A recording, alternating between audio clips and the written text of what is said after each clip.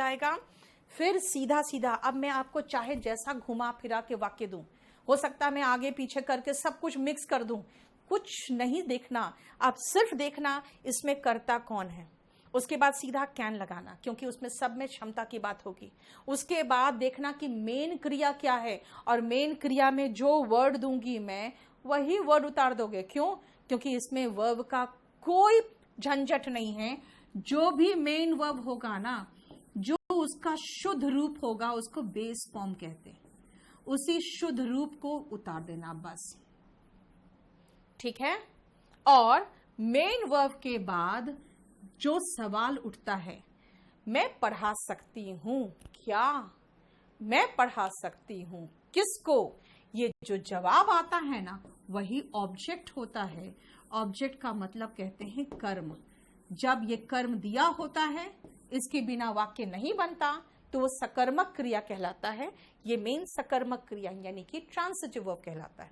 अगर मैं खाली कहूं कि मैं बोल यस शशि, अगर आप चाहो तो अभी बैठ के पढ़ लो, समझ लो, और उसके बाद सेकेंड टाइम देखो तो आप बोल लेना, आप लिख भी लेना, ठीक है ना। क्लियर? पहली बार आप समझ लो, दूसरी बार चाहो तो आप नोट्स बना लेना, क्योंकि आप तब तक समझ जाओगे नोट्स कैसे बनाएंगे। इसका मतलब है कुछ नहीं करना, सबसे पहले खोजना करने वाला कौन है, फिर देखना क्षमता वाली सेंटेंस है, फिर उसके बाद मेन जो वर्ब होगा उसका जो मूल रूप होगा वही लिख देना, और उसके बाद वो काम किस पर हुआ वो सीधा लिखोगे। ऑब्जेक्ट का मतलब क्या होता है? यही तो है, मैं पढ़ा सकती हूँ क्या, इंग्लिश। मैं पढ़ा सकती हूँ किसको, स्टूडेंट्स। क्या और किसको का जो जवाब होता है ना, वही तो ऑब्जेक्ट होता है, ठीक है। और टीच क्या है? मुख्य क्रिया है। कैन क्या है? मैं आपको सिर्फ यही कहूंगी बेटा, मैं आपको बहुत लंबा चौड़ा, बहुत कॉम्प्लिकेटेड सेंटेंसेस भी लेके आई हूं, लेकिन आपको सबसे पहले ये स्ट्रक्चर का ध्यान रखना पड़ेगा। क्लियर हो गया?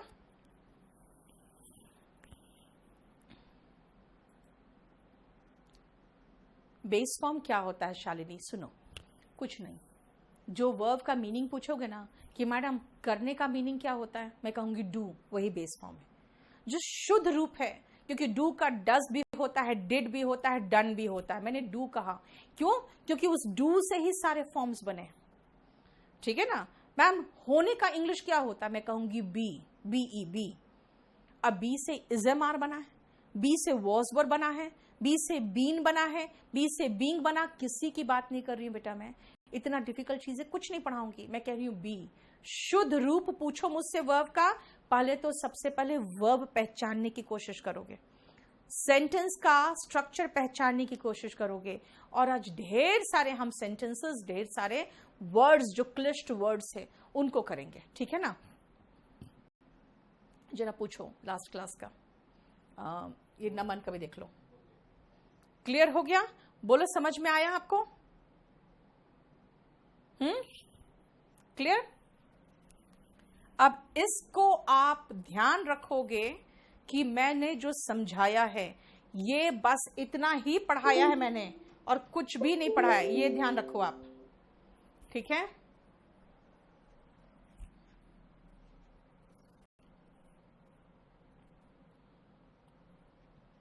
चलिए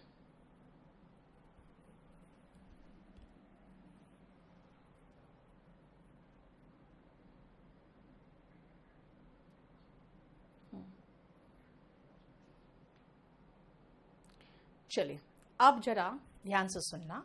मैं जो सेंटेंसेस दे रही हूं आपको, थोड़ा सा डिफिकल्ट टाइप के सेंटेंसेस भी आगे हैं। पहले मैं आपको दिखा दूं क्या है। आज हम कोई भी व्यवसाय चुन सकते हैं, लोग किसी को भी वोट दे सकते हैं, शिक्षा हमारा उत्थान कर सकता है। उत्थान के वर्ड में फंसोगे आप, अभी बताऊंगी। सरकार राहत पैकेज का ऐलान कर सकती है, मतलब हम अगर ये कहेंगे किसी और के लिए की बात हो रही है। आगे आओ। सरकार किसी को की नागरिकता नहीं छीन सकती है, बच्चे और बुजुर्ग बाहर नहीं जा सकते हैं। हम अपनी शिकायत के निदान, देख रहे हो वर्ड निदान के लिए, कोर्ट जा सकते हैं। अब हम धर्म और जाति के आधार पर भेदभाव नहीं कर सकते हैं, ठीक है। 18 साल की उम्र की लड़की अपने जीवन साथी को चुन सकती है। हम प्रवासी मजदूर की समस्या समझ सकते हैं। जरा ध्यान से देखना, आप किसान और सब्र नहीं रख सकते हैं। लोग सिर्फ सरकार पर निर्भर नहीं रह सकते हैं।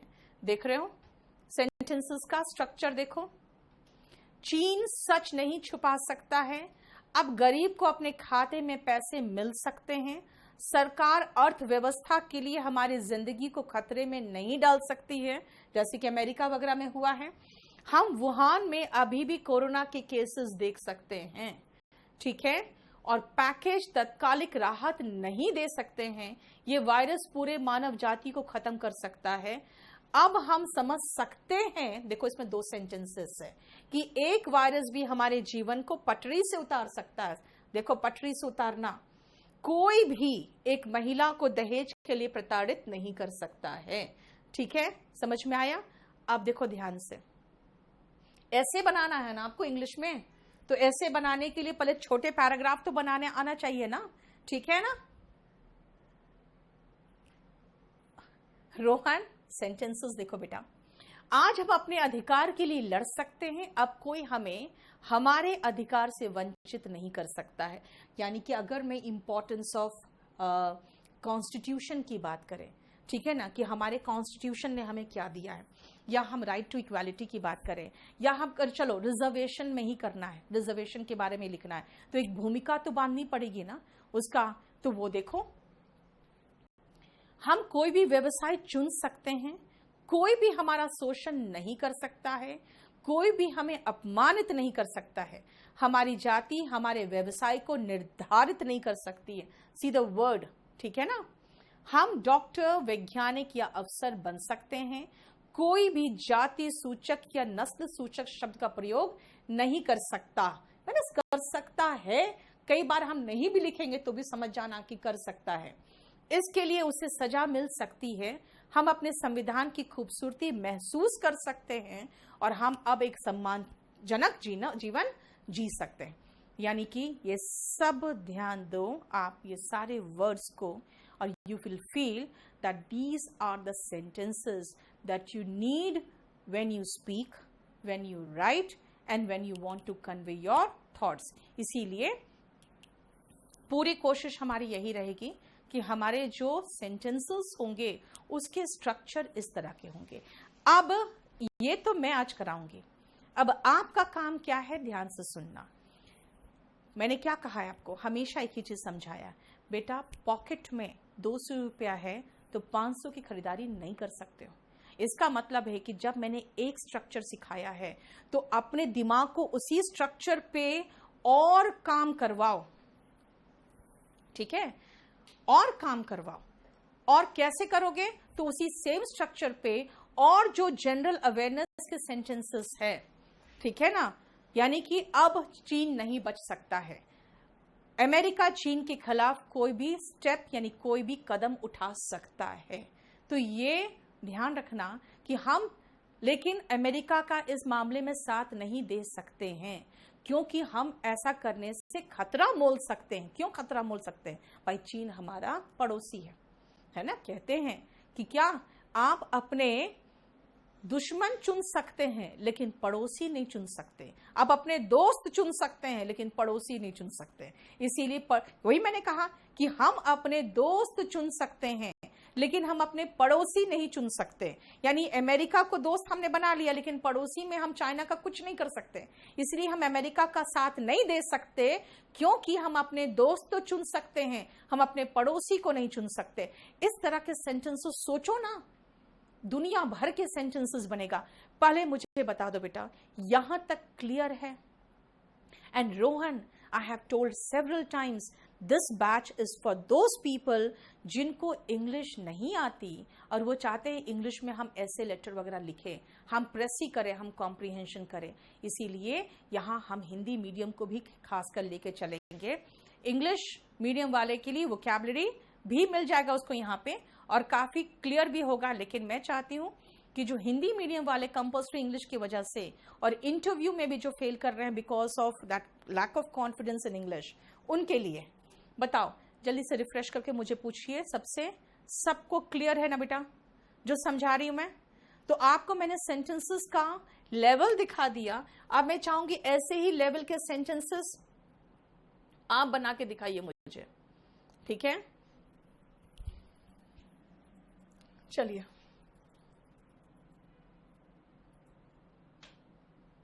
आइए फर्स्ट सेंटेंस में।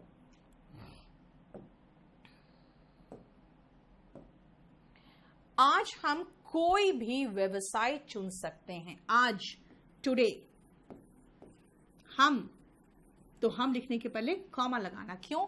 क्योंकि टुडे के साथ वो अटैच्ड नहीं है वर्ड। Today we can. अब देखो सब्जेक्ट पहले तो हम है, ठीक है?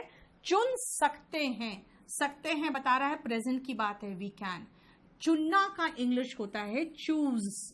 चूज क्या? कोई भी का मीनिंग होता है एनी, और व्यवसाय का मतलब होता है प्रोफेशन या occupation. Today we can choose any occupation. Yes, the third world war can take place, can happen. ठीक है ना? क्लियर है सबका? आ जाओ, नेक्स्ट आओ। लोग किसी को भी, आप लोग अपना क्वेश्चंस लिख के छोड़ दो बेटा। लास्ट के 15 मिनट्स में मैं सारा क्वेश्चंस करूंगी, ठीक है? आप लोग के कोई भी तरह के सेंटेंस दिमाग में आ रहे हैं, आप लिख के छोड़ते जाओ। मैंने यही कहा ना, यहां पे क्या करना है, यहां पे सिर्फ दिमाग का खेल है।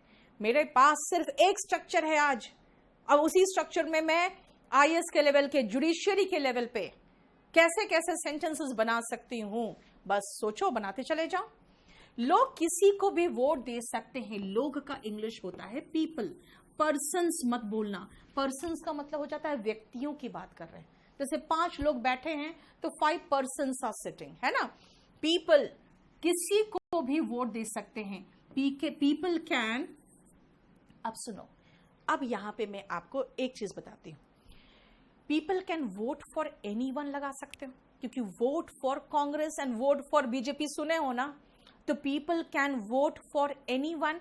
लेकिन मैं आपको पीपल कैन वोट के फॉर कहां से आ रहा है मैम, तो मैं आपको ऐसे ही चीजें लिखवाना चाहूंगी जो मैंने आपको कहा है कि अपने पेपर में, अपने कॉपी में जो आपका पेज है उसमें मैंने कहा था किनारे एक छोटा सा मार्जिन बनाना था आपको, वहां लिख देना वोट फॉर बीजेपी, है ना, वोट फॉर कांग्रेस। लेकिन अभी मैंने आर्टिकल नहीं पढ़ाया इसलिए मैंने द छोड़ दिया, ठीक है ना? अदरवाइज होता vote for the Congress party and vote for the BJP, यानी वोट के साथ खाली फॉर लगा के छोड़ दो बस, कि वोट के साथ फॉर लगता है। People can vote for anyone, लेकिन इसका थोड़ा और एक बेहतर स्ट्रक्चर दे दें। देखो क्या होता है, जिसको आप वोट देते हो उसके पास पावर आ जाता है ना? वो एक सत्ता में बैठ जाता है, यानी लोग सत्ता पर पहुंचा सकते हैं किसी को वोट देकर। तो एक और स्ट्रक्चर लिख दो, पीपल कैन वोट। अब यहां पर एनीवन नहीं लगाना, फॉर मत लगाना, वोट एनीवन टू पावर, इसीलिए 2 स्ट्रक्चर लिखोगे वहां पे। वोट फॉर, है ना, यानी कि किसी के लिए वोट देना, और सत्ता पर काबिज करवाना तो वोट एनीवन टू पावर, ठीक है? 2 स्ट्रक्चर क्या कहा, वोट फॉर एनीवन और दूसरा vote anyone to power. Clear हो गया बेटा? वोट देना इज कास्ट अ वोट, है ना? लेकिन यहां पर मैंने कहा किसी को भी वोट दे सकते हैं। अगर मैं कहूंगी लोग वोट दे सकते हैं तब मैं कहूंगी कास्ट, तब वहां पर वोट देने के लिए कास्ट होगा। यहां पर बेटा वोट जो है खुद ही वर्ब के रूप में आ रहा है, इसलिए मैंने कहा people can vote for anyone या people can vote anyone to power. ये 2 स्ट्रक्चर याद रखना। शिक्षा हमारा उत्थान कर सकता है। उत्थान करना, इनका इंग्लिश होता है अपलिफ्ट। महसूस हो रहा है आपको खुद ही? आप ऊपर लिफ्ट मतलब समझते ही हो, है ना? यस, धर्मवीर बिल्कुल सही कर रहे हो। People can give vote for anyone नहीं होगा बेटा, क्योंकि आपने वोट वर्ड, मैंने एक चीज ध्यान सुनो, एक डिक्शनरी डाउनलोड कर लेना आप लोग, मेरियम वेबस्टर डिक्शनरी, ठीक है? हालांकि इस डिक्शनरी को जब से मैंने स्टूडेंट्स को कहना शुरू कर दिया है ना, तो यहाँ के इंस्टीट्यूट्स वालों ने क्या कर दिया है, उसमें अपना एडवर्टीजमेंट करना शुरू कर दिया है। अब बहुत सारे ऐसे कंपनीज हैं जो अच्छा खासा, जिनको फंडिंग मिला हुआ है, जहां तहां अपने एडवर्टीजमेंट करते रहते हैं, ठीक है? अब सुनो, मेरियम वेबस्टर में जब आप ध्यान से देखोगे तो मैं आपको समझाती हूँ कैसे चेक करना है और कैसे पढ़ना है आपको। सबसे पहले मेरियम वेबस्टर तो आप डाउनलोड कर लेना, इसीलिए क्योंकि ये ऑफलाइन भी चलता है। अब मैं आपको समझाती हूँ उसको करना कैसे आपको। जैसे आपने कहा गिव वोट, ठीक है? मैंने जैसे वोट टाइप किया तो ध्यान से देखना, वोट में सबसे पहले इंट्रांसिटिव वर्ब के रूप में भी आ रहा है। इसका मतलब वो वर्ब भी है, तो मैं गिव क्यों लगाऊं? वोट आप जब नीचे जाओगे तो वोट का नाउन भी आएगा, है ना? जो आप वोट डालते हो वो भी वोट कहलाता है, वो नाउन में भी आएगा, लेकिन वर्ब में भी आ रहा है। तो इसीलिए गिव लगा के फिर से वोट लगाने का मतलब है कि हमने दो दो लगा दिए, है ना?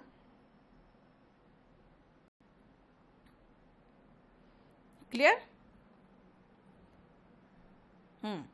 चलिए अब सुनो ध्यान से। उत्थान करना के इंग्लिश अपलिफ्ट है शिक्षा, यानी कि एजुकेशन। मैंने कहा था सब्जेक्ट के बाद सीधा कैन लगाओगे, क्यों? क्योंकि कर सकती है, सकता है, सकते हैं वाला केस है, और ये एबिलिटी बता रहा है बस। एजुकेशन कैन अपलिफ्ट कौन, किसको? हमारा उत्थान, ध्यान रखना, हम, ठीक है? प्रोनाउन है, ध्यान से सुनना। अगर वर्ब के पहले आएगा और वर्ब के बाद आएगा तो डिपेंड करता है कि वर्ब के पहले आएगा कि वर्ब के बाद आएगा, प्रोनाउन चेंज करता है। यहां पे देखो वर्ब के बाद आ रहा है, अगर वर्ब के बाद आता है तो वो अस होता है, वर्ब के पहले आता तो वी होता, वर्ब के बाद आता तो देम होता, वर्ब के पहले आएगा तो दे होगा, है ना? पहले आया तो आई होगा, बाद में आएगा तो मी होगा, ठीक है ना? पहले आएगा तो ही होगा, बाद में आएगा तो हिम होगा। क्लियर? पहले आएगा तो शी होगा, बाद में आएगा तो हर होगा, और यू और इट वो तो दोनों तरफ सेम रहता है, ठीक है? यू और इट। अब आते हैं, देखो ध्यान से, एजुकेशन कैन अपलिफ्ट किसको? हमें। हमें मतलब वर्ब के बाद आ रहा है, अपलिफ्ट अस, ठीक है? I can vote for the BJP in the next election. Very good. हटाओ उसको, ठीक है? पर्सन चिरंजीत इसलिए नहीं होगा क्योंकि पर्सन का मतलब व्यक्ति होता है, ठीक है? ये जरा रविकांत का प्रॉब्लम देख लो क्या है। People can vote for anyone, Trilok, मैंने इसलिए तो कहा ना आपको, क्या कहा कि प्लीज जो प्रेपोजिशन लिखवाते जा रहे हो ना, किनारे अपना नोट्स किनारे छोटा छोटा जो पॉइंट्स हो बनाते चले जाओ, ठीक है? क्योंकि उस छोटे से चीज के लिए हम पूरा 15 घंटे का चैप्टर अभी नहीं पढ़ेंगे। इस क्लास में, इस बैच में लिखना सीखना है आपको, है ना?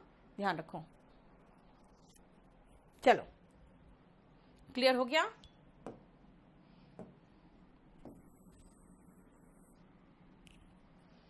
अब आओ नेक्स्ट पॉइंट में। सरकार राहत पैकेज का ऐलान कर सकती है, ठीक है? अब आप लोग इंग्लिश न्यूज पढ़ते हो, राहत पैकेज का इंग्लिश क्या होगा? जल्दी बताओ फटाफट। और इसमें सब्जेक्ट कौन है, वर्ब कौन है और ऑब्जेक्ट कौन है? जल्दी बताइए, जल्दी जल्दी फटाफट। वोट के साथ टू एनीवन नहीं आता बेटा। भास्कर, यही तो सिखाना है मुझे आपको, है ना। इंग्लिश में यही छोटी छोटी चीजें, प्रेपोजिशन ऐसे ट्रांसलेट नहीं होता। पीपल से पहले यहां द पीपल क्यों लगाएं बेटा? अब बताओ, आप कहना चाहते हो लोग, तो मैंने पीपल लिख दिया। कहां के लोग? The people of India. निश्चित करेंगे तब हम द लगाएंगे, इसलिए इसमें कुछ नहीं। और द गवर्नमेंट क्यों? Yes, relief package. Very good Shiv. देखो, सरकार यहां पे सब्जेक्ट है, द गवर्नमेंट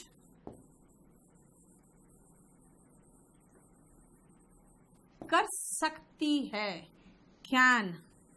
अब ऐलान, ऐलान का इंग्लिश क्या लिखा है? वेरी गुड शिव, बहुत अच्छा वर्ड लिखे हो आप, अनाउंस।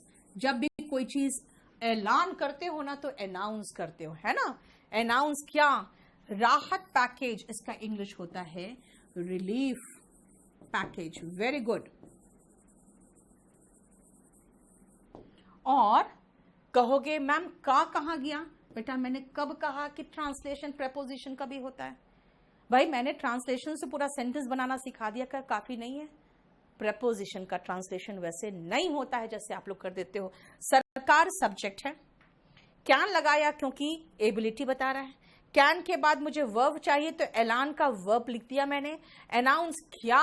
Object, relief package. ठीक है, क्लियर हो गया? ओके, अब मैं आगे चलूं।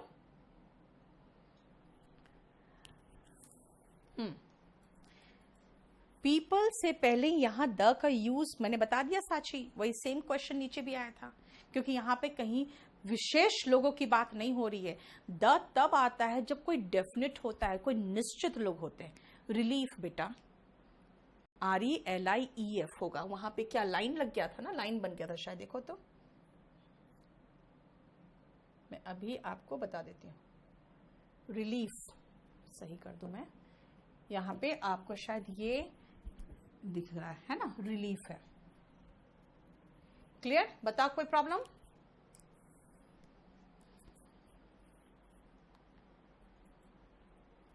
प्रियंकर अभी रुको, जो आपका कंपल्सरी इंग्लिश में मैंने एक दिन कहा है कि एक दिन मैं आपको द हिंदू भी कराऊंगी, है ना, वीक में एक दिन, तो वो मैं कराने का तरीका, क्योंकि उसमें एडिटोरियल इज इंपॉर्टेंट, वो मैं आपको क्लास में कराऊंगी। I can be a teacher, issue बिल्कुल सही है, मैं बन सकती हूं। हाँ, रिलीफ फंड भी कह सकते हो, relief package and relief fund दोनों कह सकते हो, है ना। चलो, सरकार किसी की नागरिकता नहीं छीन सकती है। सरकार, ये सरकार हमारे पास डेफिनेट सरकार है भाई, एक ही सरकार है, द गवर्नमेंट, क्योंकि हम सेंट्रल गवर्नमेंट की बात कर रहे हैं, है ना। द गवर्नमेंट नहीं कर सकती है, ध्यान रखना, कैन नॉट एक साथ लिखना। कई बार आप लोग सोचते हो ना कि कुड के साथ नॉट अलग लिखाता है, तो कैन के साथ भी नॉट अलग कर देते हो, कैन नॉट एक साथ होता है, ध्यान रखना, ठीक है। कैन नॉट एक साथ होता है। द गवर्नमेंट कैन नॉट क्या? बताओ बताओ, छीनना का इंग्लिश क्या होगा? जल्दी बताओ। Yes Rashmita, very good. Can not take away anyone's citizenship. yes, और कोई और word? Any other word? Pull? अरे बेटा वो तो खींच के निकाल लोगे शालिनी, पुल मत लगाना। Yes, take away, take away. Snatch भी चलता है ना, डाइवेस्ट तो कोई वर्ड ही नहीं होगा यहाँ पे। स्नैच, वेरी गुड आशीष। यस, चलो, टेक बैक का मतलब ये होता है ना भास्कर, दिया और ले लिया, वो नहीं है, हमें दिया नहीं है, हमारे पास तो है पहले से, ठीक है ना। The government can not take away, take away का मतलब लिखो वापस ले लेना या छीन लेना। टेक अवे ले लेना या छीन लेना, ठीक है ना। The government can not take away क्या? किसी का, एनी वंस या वंस, कुछ भी लगा सकते हो, या तो वंस लगा दो या एनी वंस लगा दो। अब बोलो कि मैम ये एपोस्ट्रोफी एस क्यों आया, तो अभी बताती हूं। The government can not take away anyone's क्या? सिटीजनशिप। पहले तो इतना लिखो सिटीजनशिप, फिर मैं बताती हूं कि वंस और एनी वंस का मतलब क्या है।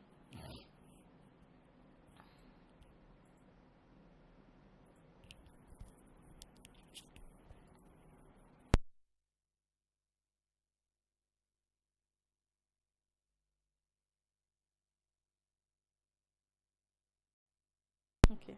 चलो सुनो ध्यान से। The government can not take away one's citizenship या एनी वंस सिटीजनशिप।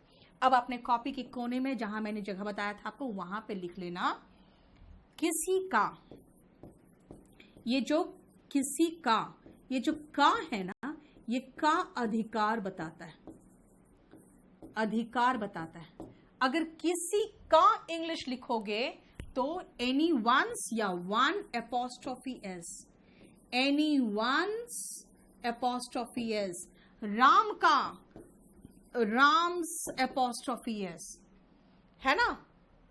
इसका भी अच्छा खासा पोर्शन है नाउन में, बाद में देखेंगे। 4 फीट तो बेटा होता है जब्त करना, दीपक 4 फीट का मतलब जब्त करना। एनी वन, एनीबडी, कुछ भी लगा दो, सिवेश, दोनों चलेगा। The government can not take away anybody's relationship, ये सिटीजनशिप भी कह सकते हो या एनी वंस सिटीजनशिप कह सकते हो। ठीक है, क्लियर हो गया? बताओ कोई प्रॉब्लम यहां तक?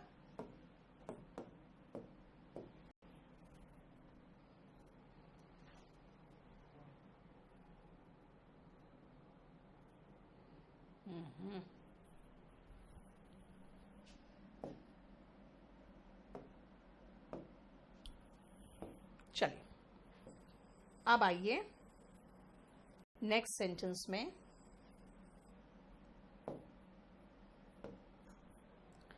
बच्चे और बुजुर्ग बाहर नहीं जा सकते हैं। बच्चे, किसके बच्चे या कौन से बच्चे, उसकी बात ही नहीं हो रही है, सीधा children.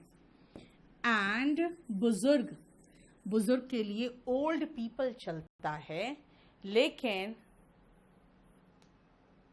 Take back, take back का मतलब राजीव ये हो जाता है कि वापस ले लेना। हमें सरकार ने दी होती तो वापस ले लेती तो टेक बैक होता। ठीक है, ओल्ड पीपल होगा बेटा, ओल्ड खाली नहीं चलेगा, ओल्ड पीपल होगा। लेकिन अगर आप चाहो तो थोड़ा सम्मानजनक वर्ड यूज कर सकते हैं, सीनियर सिटीजन्स। या तो ओल्ड पीपल लिख दो या तो सीनियर सिटीजन्स लगा दो। चिल्ड्रन एंड सीनियर सिटीजन्स एक नहीं है, अनेक सिटीजन्स की बात हो रही है। चाइल्ड का प्लूरल क्या होता है? चिल्ड्रन होता है ना। चाइल्ड का प्लूरल चिल्ड्रन होता है। तो हमें क्या लगाना है? हमें यहां पे एक बच्चा नहीं है, बहुत सारे बच्चे हैं। तो चाइल्ड का प्लूरल चिल्ड्रन है और सिटीजन का प्लूरल सिटीजन्स है। बाहर नहीं जा सकते हैं, कैन नॉट गो आउट। ठीक है, कैन नॉट गो आउट।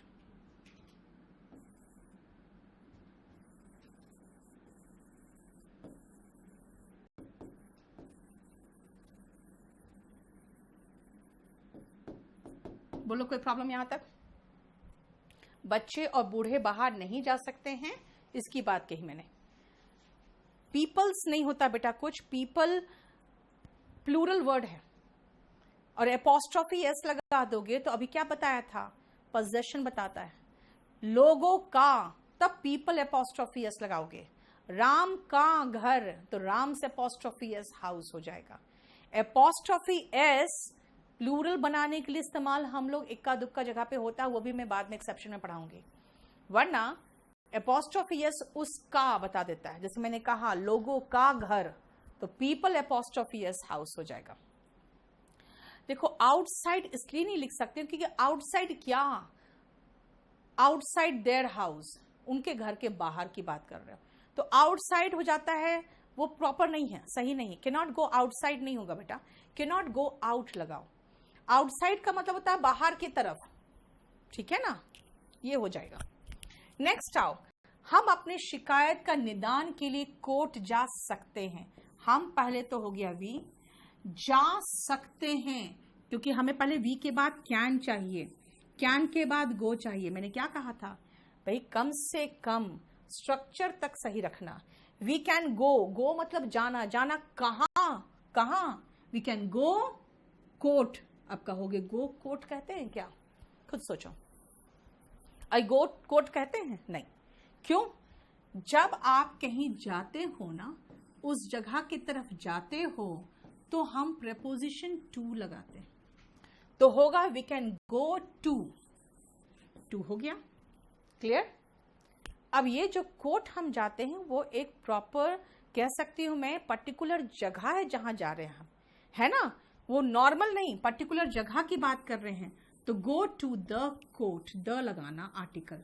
देखो कैसे प्रेपोजिशन और आर्टिकल आपका सारा सत्यानाश कर सकता है अगर आप उसका स्ट्रक्चर नहीं समझोगे तो, ठीक है ना? We can go to the court, क्या के लिए? शिकायत के निदान। इसका आप रट्टा मार लो कि जब हम निदान के लिए जाते हो, शिकायत के निदान के लिए, तो we can go to the court to redress our, इसके बाद यहां लिख दे रही हूं मैं, ग्रीवांसेस। चलिए पहले ये लिखिए, फिर मैं आपको समझाती हूं।